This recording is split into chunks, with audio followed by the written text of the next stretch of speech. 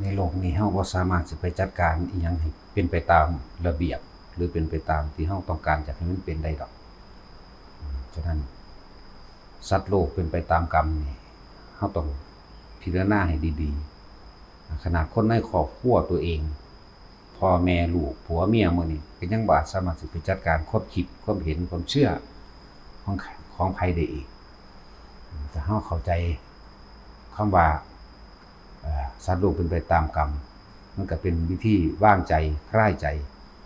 ว่างความเห็นที่อยากให้เขาเป็นอยากให้เขาเป็นแบบนั้นอยากให้เขาได้แบบนี้นั่นแหละบอกว่าในโลกนี่บ่มีผู้ใดไปจัดการทุกสิ่งทุกอย่างในโลกให้เป็นไปตามระเบียบที่ตัวเองอยากให้เป็นไปบ่ได้เลยย่นลงมาแค่ในประเทศนี่ก็วุ่นวายพอแห้งแล้วเพราะว่าความเห็นของใครของมันความคิดของใครของมันบ่อาจสามารถบังคับความคิดกันได้เด้ความคิดความเชื่อบังคับไม่ได้นั่นแหละมันจะเอ่ยว่ามานะหรือทิฏฐิต่างๆส่วนมากคนก็เชื่อเจ้าของเองเชื่อตัวเองทำตามที่ตัวเองคิดทำตามที่ตัวเองยึดทำตามอารมณ์ความยินดีความพอใจของเจ้าของเองเฮาน้อมเข้ามาใส่ตัวเองก็เหมือนกันโตเฮาเองยังจะเป็นแบบนั้นแบบนี้โตเขาเองโตผู้อื่นเองบ่ว่าผัวบ่ว่าเมียบ่ว่าลูกเขาก็จะเป็นไปดังที่เขาคิดเหมือนกันเพราะว่าเขาบ่ทันได้รู้จักอนิจจังคือความบ่จีรังอย่างนึงว่าที่แท้แน่นอนบ่รู้จักอนัตตาเขาบ่จักหรอกว่าทุกอย่างแค่เกิดกับดับบ่มีอีหยังจีรังอย่างยืนบ่มีอีหยังที่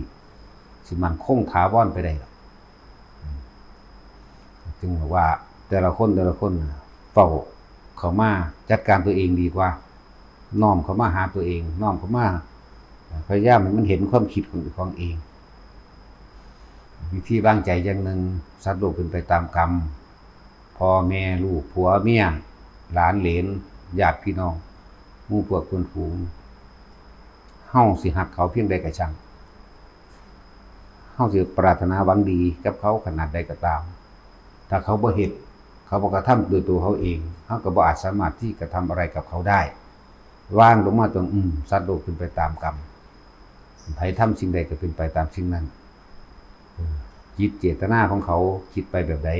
อุปทานไปแบบใดเขาก็เฮ็ดไปตามนั้นเหมือนตัวเขาเองเขาก็ยังไปอุปทานไปแบบใดอยากให้เขาเป็นแบบนั้นแบบนี้ดังที่ตัวเองอยากให้เป็นตามความรู้สึกของเจ้าของว่าดีว่าพอใจนั่นแหละน้อมเข้ามาบัดเขามาเบิ่งเจ้าของเองจัดการเจ้าของเองมันบ่ได้จัดการผู้อื่นได้ดอกแต่ความคิดเจ้าของก็ยังควบคุมยากอยู่สิไปควบคุมความคิดผู้อื่นได้จังไดนะใจหรือจิตที่มันอยู่ในกายเจ้าของเอง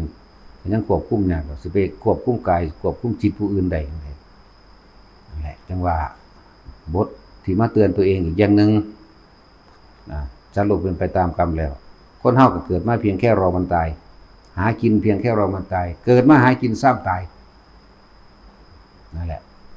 แต่สิไปเอาอีหยังกับมันหนักหนากับโลกกับคนกับทุกๆอย่างนั่นแหละเอาตัวเองให้รอดตัวเองกับทำให้มันหันเข้ามาเบิ่งความจริงในตัวเองนั่นแหละประสบการณ์ชีวิตแต่ละคนผ่านมาแล้วเฮาอยากให้ผู้นั้นเป็นแบบนั้นเป็นแบบนี้เหมือนอยากให้เฮาเป็นนั่นแหละเฮาเลยเป็นทุกข์อยู่กับผู้อื่นเป็นทุกข์อยู่กับการอยากจัดการความคิดผู้อื่นจัดการความเห็นผู้อื่นให้มันลงดังที่เจ้าของวางไว้มันเป็นไปบ่ได้จึงบอกให้วางลงตรงนี้เป็นเครื่องเตือนสติตัวเองสัตว์โลกเป็นไปตามกรรมผู้ใดกระทำสิ่งใดก็ย่อมได้รับผลสิ่งนั้นนะแล้วก็เฮาเพียงแค่เกิดมาเพียงแค่รอมันตายหรือหากินเพียงแค่รอมันตายนั่นแหละมันมีอีหยังผู้ใดเอาไปได้เลยมันเห็นสิ่งเหล่านี้เห็นหันเข้าไปเฮากำลังเป็นทุกข์กับเรื่องใดจอเข้ามาในความคิดในความเห็นในความสรุปของตัวเองให้ได้สาเหตุแห่งความทุกข์ของเฮาเองความอยากได้ดังใจอยากให้คนอื่นเป็นอย่างนั้นอย่างนี้อยากให้ลูกเต้าหลานเหลนเป็นแบบนั้นอยากให้บ้านเมืองเป็นแบบนี้สารพัดได้สิอยากให้เป็น ในกำนั้นเฮากำลังทุกข์เองเป็นเอง เป็นทุกข์นั่นเองบ่ได้เป็นอย่างอื่นดิเฮากำลังเป็นทุกข์กับสิ่งทั้งหลายที่เฮาอยากให้มันเป็นนั่นแหละในขนาดร่างกายตัวเองยังบังคับบ่ได้มันก็ต้องเจ็บต้องปวดต้องป่วยสุดท้ายแล้วก็มันก็ต้องตายสิไปบังคับหยังกับจิตใจของผู้อื่นนะจังว่าน้อมเข้ามาแล้วสักวันหนึ่งเราก็ต้องจากกันคนเฮาถ้าบ่จากกันเป็นมันก็ต้องจากกันตายอยู่แล้วสุดท้ายก็ต้องจากอยู่ดีนั่นแหละหันเข้ามาเบิ่งเราสิ่งใดที่เฮายังค้างยังคาอยู่นี่พิจารณาให้ดีๆเด้อเฮาสิไปเกิดเฮาสิไปเกิดกับสิ่งที่เฮายังค้างยังคายังติดยังอยากให้มันเป็นแบบนั้นแบบนี้นั่นแหละทั้งว่าทำความเข้าใจทุกข์คือหยังทุกข์ก็คือความสภาพที่จำต้องทนเป็นสภาพที่ต้องทนได้ยากเรื่องกายบ่มีใครอยากเจ็บอยากปวดอยากป่วยก็จำต้องทนกับกายเจ็บปวดป่วยแล้วก็ไหลเข้าสู่ใจบ่มีใครอยากเจ็บอยากปวดอยากป่วยคือความรู้สึกที่บ่อยากเป็นหยังเลยเนี่ยบ่อยากเจ็บบ่อยากปวดบ่อยากป่วยเลยอยากเป็นซื่อๆอยู่น้อมเข้ามาเบิ่งเจ้าของคักๆสุดท้ายแล้วมันก็ต้องไปทุกๆคนเลยที่นี่ความดีหรือความเสียสละหรือจาคะความยึดมั่นถือมั่นเฮาได้เฮ็ดอีหยังได้ปล่อยอีหยังไว้ได้วางอีหยังได้หรือยังวางลงได้หรือยังจังว่ารู้พยายามทำความเข้าใจกับทุกข์คืออทุกข์กายกับทุกข์ใจเหตุแห่งทุกข์ก็อยู่ที่ใจนี่แหละบัดนี้ก็วิธีดับทุกข์ของเจ้าของเองคือการเฝ้าสังเกตความคิดเจ้าของเองหนทางแห่งการปฏิบัติทุกเป็นสายกลางค่อยๆทำไปก็มรรคมีองค์ 8สัมมาทิฏฐิสัมมาสังกัปโปวาจากัมมันโตอาชีวะวายโมสติสมาธิแล้วก็โดนด่านปัญญานี่ถิ่มลงเลยถิ่มลงสู่ภายใต้หลักโลดเกิดดับอนิจจังอนัตตาแต่ผู้ใดเข้าใจความนี่ทุกข์มันบ่มีดอกเพราะว่ามันยอมรับแล้วก็หาเครื่องอยู่นึงได้บัดวิหารธรรมเครื่องอยู่ที่อยู่ของใจเครื่องอยู่ของความรู้สึกของเองเพิ่นจึงเฮาถนัดเรื่องการทรงฌานเจริญฌานเฮาก็เอาเฉพาะเรื่องนี้มาแนะนำให้ทุกคนกระทำทำความรู้สึกอยู่กับลมหายใจมั่งทำความรู้สึกอยู่กับอาการปิติปราโมทย์นิ่มนวลบนหน้าผากมั่งหัวมั่งหน้าอกมั่งฝึกไปทุกคนฝึกได้แต่เฮาเข้าใจขอความนี้เมื่อไหร่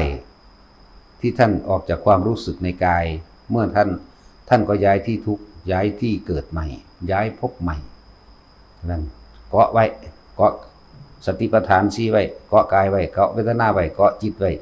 กายเวทนาจิตจิตเวทนากายคือความรู้สึกที่เป็นหนึ่งเรียกว่าจิตหนึ่งรู้อยู่เฉพาะสิ่งที่เป็นหนึ่งมันบ่มีสองอยู่แล้วคืออุเบกขาเวทนามันก็ค่อยสังเกตเดี๋ยวมันสิลึกล้ำเข้าไปหาเข้าไปเห็นเองดอกเห็นก็บ่แม่นตาเห็นดอกนั่นแหละจังว่าเน้นย้ำทุกคนอีกบ่โดนมานั่งก็ตายเบิดละนะนี่พึ่งเอาตัวนี้มาเตือนสติตัวเองมั่งว่ามีไผเอาหยังไปได้เด้นี่มีแต่ทิ่มไว้เฮาชื่อเสียงของเฮาสิไปในทางที่เลวระย่ำหรือสิไปในทางที่ดีก็ขึ้นอยู่กับตัวเฮาเฮ็ดเองนั่นแหละเฮากำลังเป็นทุกข์กับสิ่งใดก็สังเกตตัวเองเด้อหรือเฮากำลังเป็นสุขกับสิ่งใดก็เฮากำลังเป็นทุกข์กับสิ่งนั้นเดี๋ยวฟังดีๆเด้อเวลาใดที่เราเป็นมีความสุขกับสิ่งใดเวลานั้นเรากำลังที่จะเป็นทุกข์กับสิ่งนั้นในภายภาคหน้าใกล้ๆแล้วว่ามันหน้าใกล้ๆนั่นแหละเพราะความปรารถนาสุขนั่นแหละความทุกข์ยังรออยู่ข้างหน้าให้เห็นเขามาในความคิดเจ้าของให้มันทันความคิดเจ้าของจะมีวิธีการฝึกของตัวเองอยู่แล้วมันสิเห็นสารพัดอย่างดอกในประสบการณ์ของเจ้าของเองที่ผ่านมาความตายเฮาก็เห็นมาหลายแล้วตัวเนาะแล้วมันก็ใกล้เข้ามาในตัวเองว่าดิความตายมันบอกบ่ได้สิตายเมื่อใดเวลาใดขณะใดแต่เฮาบ่ประมาทเฮาก็พยายามอยู่กับลมหายใจบ้างอยู่กับความรู้สึกตัวเฮาเองนี่แหละอยู่จังซี่จังว่าที่พระเฮาไปทุดงไปตามป่าตามเขาต่างๆเตือนไว้ตลอดเวลาเดินไปตามถนนหนทางเดินไปตามป่าตามเขาให้เดินอยู่กับความรู้สึกตัวเองนิ่มนวลบนหน้าผากมั่งบนหัวมั่งหน้าอกมั่งลมหายใจมั่ง บ่แม่นเดินไปอยู่กับจุดหมายที่จะไปมันต้องบ่มีจุดหมายต้องไม่มีที่ไปแล้วก็ต้องไม่มีที่มาต้องอยู่เฉพาะความรู้สึกตัวเท่านั้นนั่นแหละจังหวะเฮาเน้นย้ำตัวนี้เฮาเอาหลักเดียวเฮาเอาหลักสติปัฏฐานอาศัยอานาปานสติลมหายใจเข้าออกนี่เอง